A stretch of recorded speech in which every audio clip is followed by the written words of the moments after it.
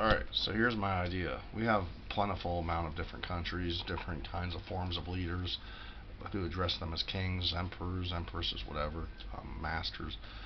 Now, this is my theory. Throughout history, countries have been, some countries have thrived, some countries have seen the gold and all the fortune and fame and had a great reputation, blah, blah, blah. Other countries were not successful, and some countries tried to be successful, and other countries just plain failed. Other countries got overtaken or overruled, but through wars and battles and whatnot throughout the world. Now, this is my theory here. Violence produces violence. War produces war, and war is expensive. Peace is inexpensive. Liking your neighbor doesn't cost anything. Being kind doesn't cost anything. Being polite doesn't cost anything. Being cordial doesn't cost anything. Being hospitable doesn't cost anything. Lending a helping hand is free. Being a pleasant person is free. Being positive, for the most part, is also free, and carrying on a decent image is free too. Doing the right thing is relatively simple. Following direction is pretty simple. I mean, for most people. Breaking the law is expensive. Doing war violence is expensive. Now, here's my focus now. Is like, why create turmoil and treacherous situations when it could be avoided? Set an example for not only people, but for countries and nations and continents around the world and around the globe, so we can have fair trade and not have to worry about illegal immigrants, terrorists, blah, blah, blah. Now, this is my theory. I'm not even hitting on my main point yet. I mean, America, for what it represents, is a great theme and a great idea and a great way of life and living. Because, I mean, if it wasn't, then a lot of people wouldn't try to be coming. A lot of foreigners wouldn't be trying to come over illegally to our country if it was that bad. Now, we have a very disorganized government at this moment, stemming through Congress, upward and spiraling downward, and to the left field, right field, center field, everywhere. We have problems within our governmental, judicial, political, federal system. Clearly, it's plain as day. It doesn't take a rocket scientist to see this. I mean, there is a way to fix this problem. It's not impossible.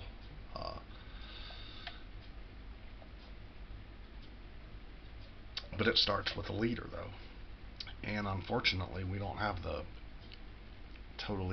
proper leader. I mean, okay, he's business smart, he's a millionaire, a billionaire, but that doesn't make a person. I don't care how much money you have in the world, that doesn't make you. It doesn't tell me about your character, how much money you have. Money is an object. It doesn't matter, it's physical. We're going to go beyond the physical realm because that's more important. Money's just an object. And I'm talking volumes. I'm talking way beyond an object. This is going way more vastly significant than an object. And I'm here to tell you guys, it's really pathetic and sad, and I'm embarrassed to be in this country because other countries take notes. I'll give you a quick example. Recently, okay, a policeman shot a black dude 16 times. He might as well have got his other clip and put 4 more in to make it an even 20 to pop in his body. He only got 7 years. Seriously? I mean, that's bogus. That's just disgusting. Our country's disgusting right now. I hate to say it. Other countries take notes. Guess what? I bet Australia, Japan, France, the Netherlands, Denmark, Scotland, Sweden, New Zealand, even Mexico are laughing at us right now because we're pathetic. I mean, I say I'm pathetic, but this country, man, is on its weakest link. It's the worst it's ever been. In our history, we have never had such a corrupt, worst, baddest president in the history of our nation and our country. I'm sorry to say this, but this is just how I feel. There is a way to surpass. There is a way to overcome, like a breakthrough to this. There's a breakthrough. This is my. I'm gonna lay it down, guys. I ain't saying be soft and easy and kind to every fucking thing you see. Like, oh, you know, how are you? How are you? I used to be like too nice. How are you? How are you to everybody? But guess what? When I turned 22 years old, when my job kind of changed me, I was working around people that drank, and I changed a little bit. Now, I'm not saying if I was the president, I would be a dick and hard and mean and nasty and all about being tough and arrogant, coward, and conceited, kind of like our current president is, arrogant, full of himself. Now, I wouldn't be like that. That's not me. I'm not a narcissist. Okay? I'd be straightforward. I would be just and to the point. I would be just in line, in tune with what I do. And the power moves that I would perform would be perfectly in line, on point, on my A game. I'd be above the box. That's how a president should be. Keep it 100. So, you know, but he's not doing that. He's freaking pushing 73 years old. Why do we even need a 70?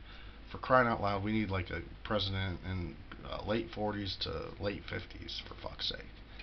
I mean, shit. I would say that the age that a president would be too old to become a president would be the knockoff age would be like, I'd put it at like 67 years old. Okay, if you're after 67, can't be a president. A president should be between the ages in their late 40s, 40, I'd say 40, 46 years old up till 67 years old. 47 years old to 67 years old. 47 to 67 sounds fair. That's the 20-year window, okay, gap. I would rewrite the rules. Of course, the Constitution, it would never go away. And our standing forefathers, I mean, history's history. We can't undo that. But what I'm saying is, what I would do, I would look at other countries. For example, take Russia. Russia's communist, like socialism, like China. Now, the poor people, I would have like a Russia community within the United States, in certain brackets, in certain territories, in certain suburbs, where people like the projects, like people on have-nots and the people on welfare and blah blah blah would live. So that way, everyone would be comfortable. It'd be like you're just as equal as me. They would have the same kind of housing as the next person next door. That's my theory. That's what I would do. So then that would reduce violence and jealousy, rapes and people raping people. It would reduce crime, murders, and jealousy. It straight out would. And it would save America a lot of money to, you know, split the forces, just spread out the wealth to those that need it, so we don't have homeless shelters and shit like that. Public assistance, fuck public assistance. People, for the most part, can, manage themselves. I'm doing one more video, so stay tuned.